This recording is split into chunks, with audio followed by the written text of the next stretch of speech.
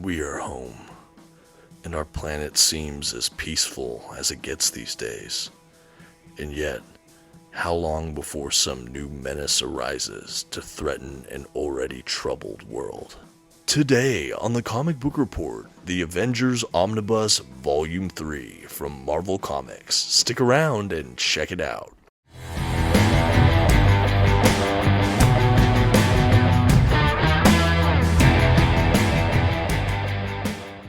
Greetings everyone, my name is Dominic and today you're tuning in to the Comic Book Report, where we review comic books and graphic novels so you can get an idea of what to read. And today I'm back doing another Marvel Omnibus review. We're going all the way back to the late Silver Age, checking out the Avengers Omnibus Volume 3.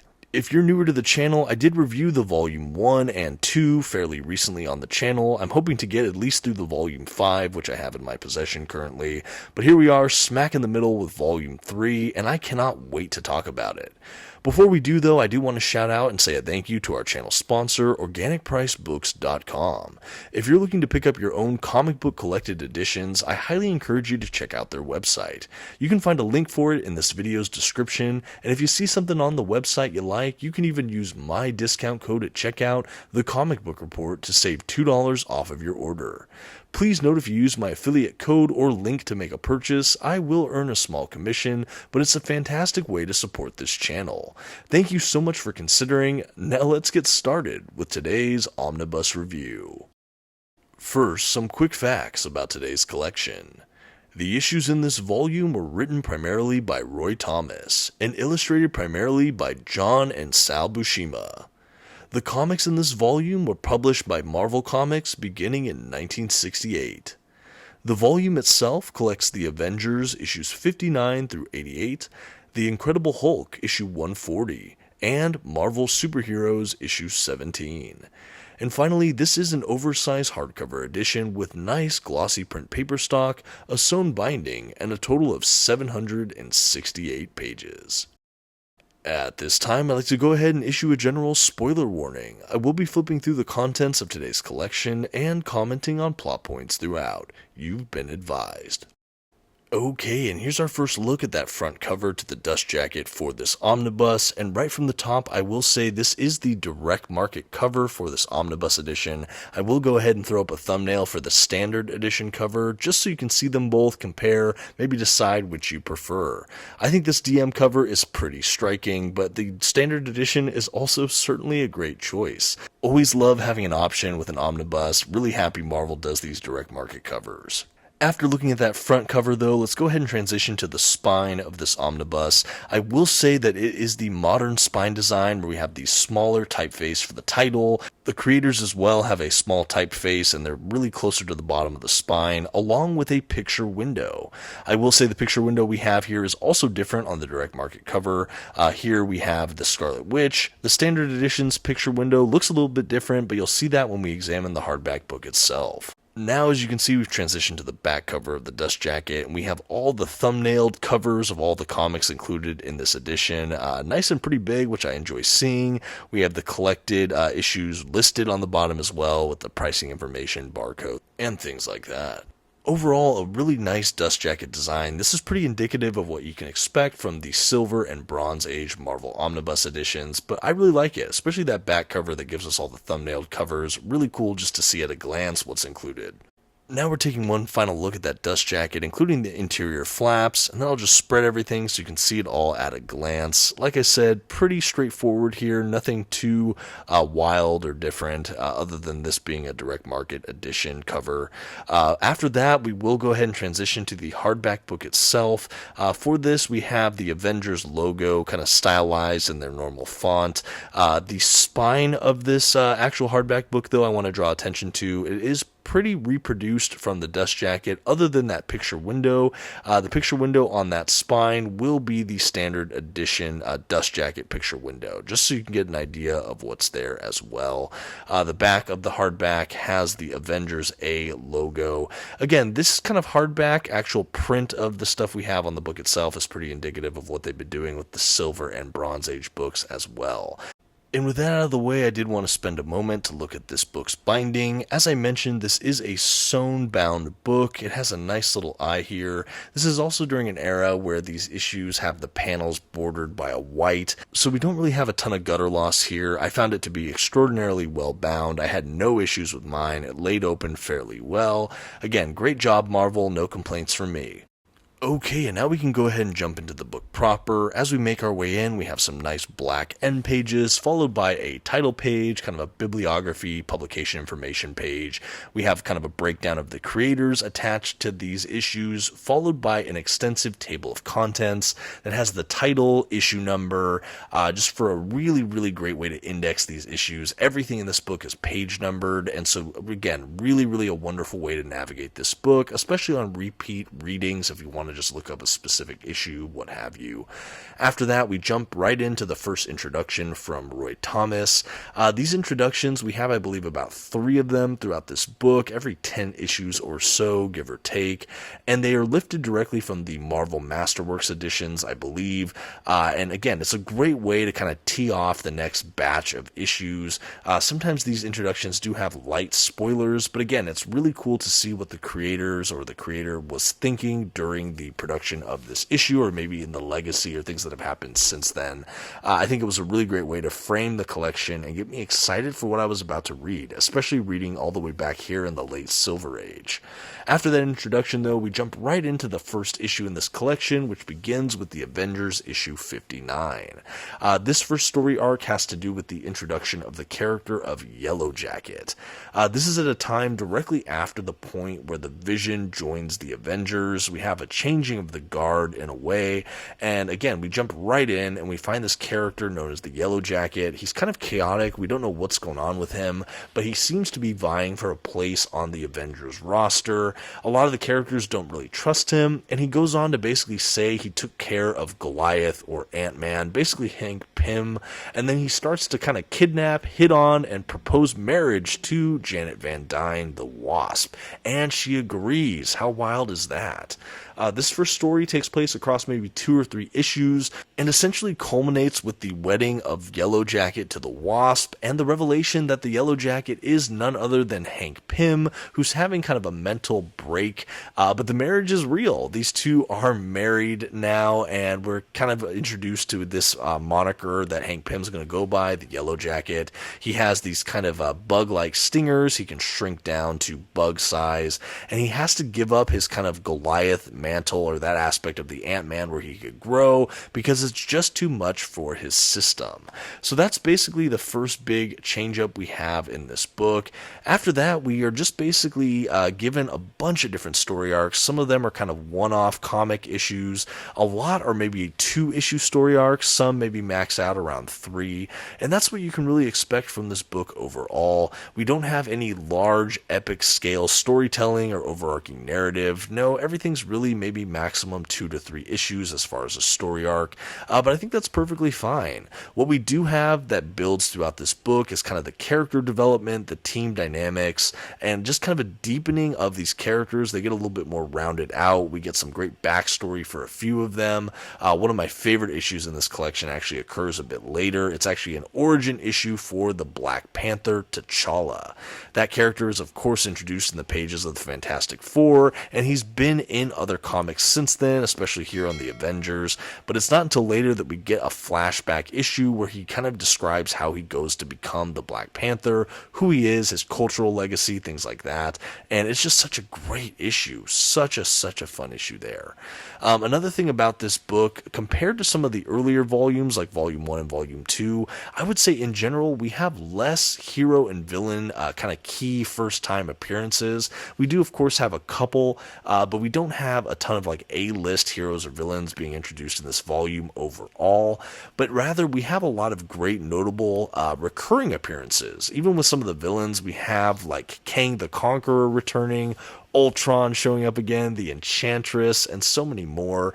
And in some ways, I enjoyed these stories a bit more than their origin issues because we get to explore more of these characters as well. Like the heroes in this collection, I think every time we get some of these recurring villains, they become a little bit more dynamic, rounded, interesting, layered, and I think overall it's handled well.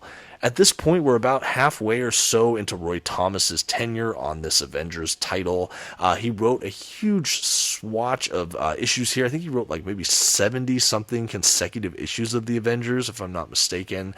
And this is about right in the middle of that era. And so I think at this time, Roy Thomas is really settling into these characters. And something else that happens in this omnibus that I think is worth noting is that he gets to play with more of the Avengers in his sandbox. What do I mean by that? Well, in some of the introductions I read, especially in the Avengers Omnibus Volume 2, he kind of alludes to the fact that he wanted to play with characters like Thor or Iron Man, but he wasn't really allowed to do so by editorial, other than a couple like annuals or special issues.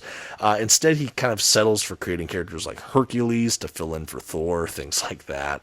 But in this book, you'll notice that Thor and Iron Man show up quite a bit. We have appearances by Black Panther, like I mentioned, he joins the team for a while. We even have Wanda and Pietro, the Scarlet Witch, and Quicksilver, respectively, kind of come and go at different periods.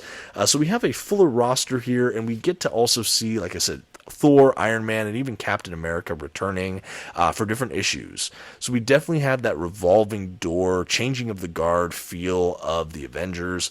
But actually, even more than changing of the guard, we do have that a bit where like the main roster shifts a couple times toward the beginning of this book.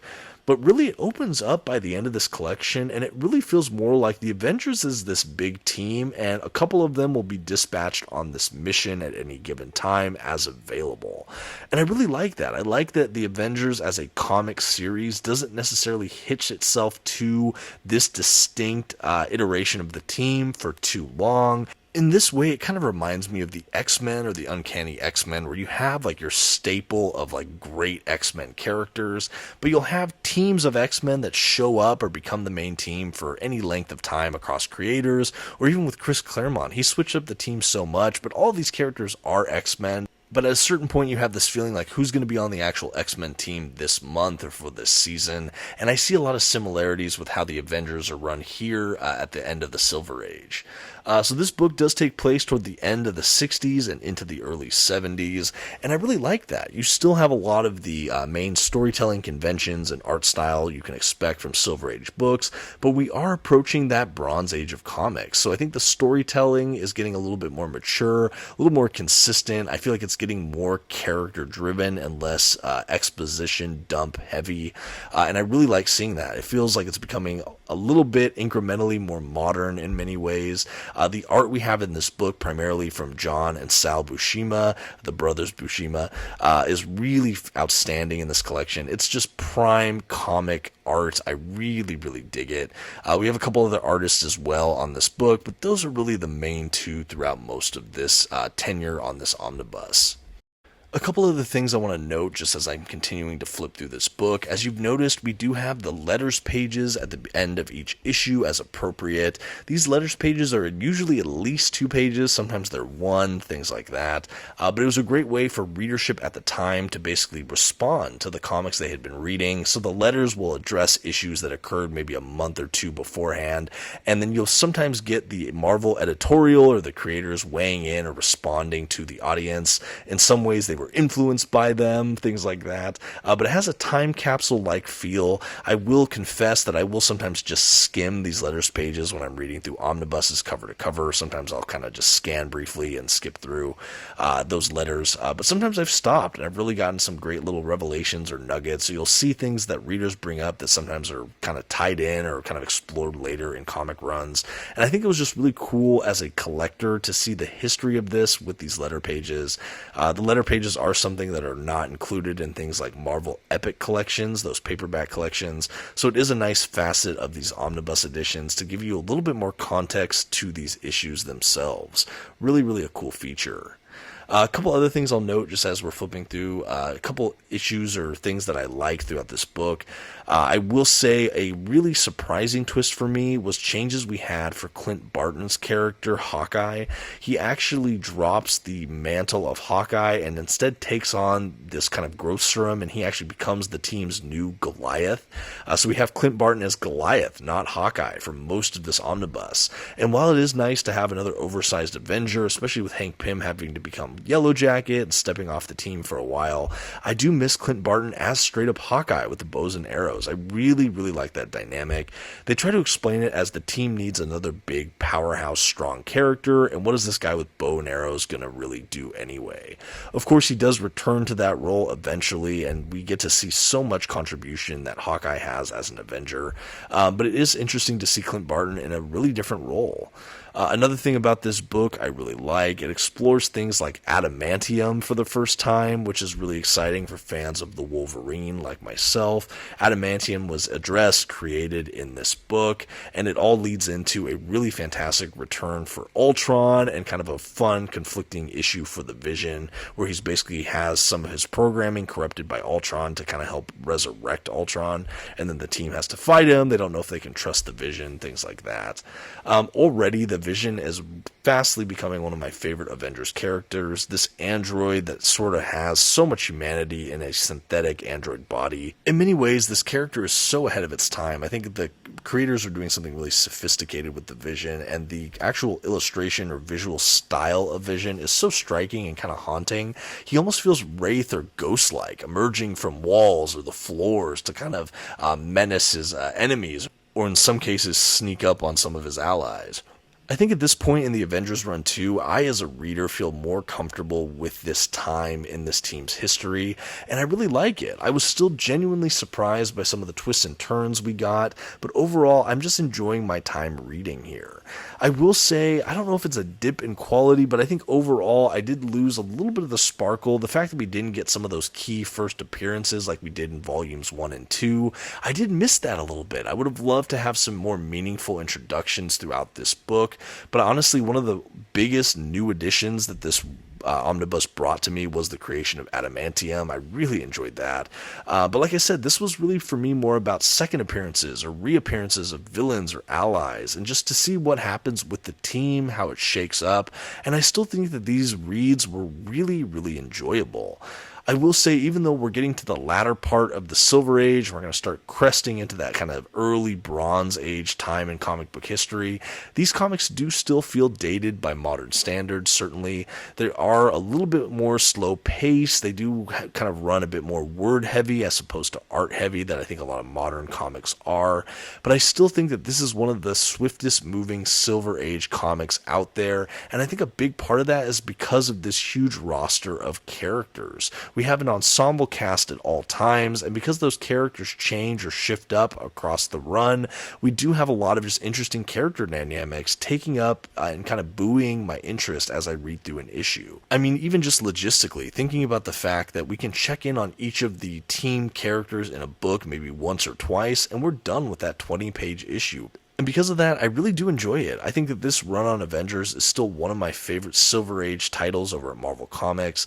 I will still have to give that edge to The Amazing Spider-Man and Fantastic Four, but The Avengers might be my third favorite Marvel Silver Age book I've read so far. Granted, I still do have a ways to go, but I am enjoying this run quite a bit. Toward the back of the collection, we're not quite there just yet, but I want to address the two issues that are not Avengers issues that are included in this collection. We have the Incredible Hulk issue and that Marvel issue. Basically, the Incredible Hulk issue takes place after an Avengers title where this being, I think called the Cyclops, I believe, you'll see it in a moment. Essentially, he's sort of this weird alien-like creature that's trying to shrink the Hulk and take over, and the Avengers are trying to stop this guy, whatever. But basically, the Hulk gets kind of miniaturized and kind of thrown into this alternate kind of maybe small world, and we don't really see him anymore. And basically, we get the next issue of the Hulk that takes place after these events. And what's funny is this issue basically has very, very little like actual Avengers influence going on here. It's straight up just a Hulk issue. But we got to see the setup in one issue, and then this Hulk issue takes the rest of the story. And it's written by Roy Thomas, so they included it in this collection. And honestly, it's a ton of fun. It's the Hulk kind of trying to adapt to this small world where everyone's green-skinned like him. He gets sort of an enchantment on him that gives him the mind of Bruce Banner in the body of the Hulk. He falls in love in a way. And I think this is also really ahead of its time and informed informed a lot of future Hulk storytelling, perhaps. But it's a really fun issue toward the very end of this omnibus, and after which we actually have this Marvel issue that goes into the Black Knight, Dane Whitman, who we've seen introduced in previous Avengers volumes, I believe. He shows up a couple times as well. This is before that Black Knight shows up on teams like the Defenders, however, which I know he's rather known for. But this was a really fun issue as well. I think it was a little muddled as far as the mythology building. I got a little bit confused, I'll admit, because I was used to kind of him taking on the mantle from his uncle, but this really introduced a lot of more Arthurian, Round Table, Merlin kind of mysticism to the Black Knight. And I think that this is a really exciting way to deepen that character, but I think it was a little bit muddled in this issue, perhaps. The art is absolutely striking, though, and I love that we have this dedicated issue to this really fascinating character that has popped up a couple times during this run already. What a fun inclusion that kind of rounds out the collection and adds, like I said, a bit of nuance to an otherwise very Avengers-heavy book. After the issues, we have a couple kind of excerpts from a Not Brand Ek. It doesn't even tell you which Not Brand Ek issue it is, but we have kind of the goofy Revengers storyline again. They introduced that, I think, in the second Avengers Omnibus. We got a little bit of Not Brand Ek. Anyway, that kind of spins us out into the rest of the extras in this book. We have some great kind of penciled, inked outline pages. We have some cool reproductions of different covers to maybe collected editions or things like that. The reprints of different stories that are included here. Kind of thumbnailed in the extras. I really like seeing this, though. I think that the extras in an omnibus are a really great selling point for me. I was a fan when I bought physical media for movies, like DVDs that had special features. I think about that with omnibus editions, all the extras at the back. To me, it's like the special features. I love just getting a little bit more kind of behind the veil, extra bonus content that gives me more context to these great stories. And I do think that this omnibus had a fair amount, especially for fans of kind of production images or outlines or pen and inked kind of pencil work. This book certainly has a lot of great extras. And that's really going to do for the Avengers Omnibus Volume 3, and now I think all that's left is to give this omnibus a grade. For continuing a very fun Silver Age comic book run with incredible artwork throughout and a couple of very notable and entertaining story arcs, the Comic Book Report is going to give the Avengers Omnibus Volume 3 from Marvel Comics a B-. Yes, this is still an above average collection for me. In fact, it's one of my favorite Silver Age books I've read from Marvel, but without as many notable first appearances or really just heavy-hitting kind of story arcs, I'm gonna say this is slightly worse than the Volume 1 and 2 that maybe had slightly more memorable stories, at least in my mind. That's not to say there aren't some incredible issues here. Like I said, I absolutely loved the T'Challa backstory, Origin of the Black Panther issue. I really liked the introduction of the Yellow Jacket. I loved the interaction with Ultron and everything we got with the Vision. It's a really fun collection, but I'd love to hear what all of you think in the comments. Definitely let me know, have you read this run on Avengers? Did I miss the boat here? Do you agree with my consensus? Let me know all of that. Let me know if you plan to pick this up, and until next time, this has been the Comic Book Report. Please don't forget to leave this video a like, a comment, and maybe share it with a friend. Thank you so much, and have a good one.